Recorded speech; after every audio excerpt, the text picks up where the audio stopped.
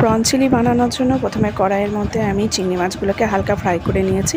এগুলো কিন্তু বেশি ফ্রাই করলে হবে না, হালকা ফ্রাই করতে হবে। করে নিয়ে সেই তেলের মধ্যে আমি একটু তেজপাতা, গরম মশলা, শুকনো লঙ্কা, রসুন কুচি, আদা কুচি দিয়ে নিয়ে সেটাকে একটু ফ্রাই করে নিয়ে তারপরে পেঁয়াজগুলো দিয়ে দিলাম। পেঁয়াজগুলো একটু বড় বড় টুকরো করে কাটতে হবে।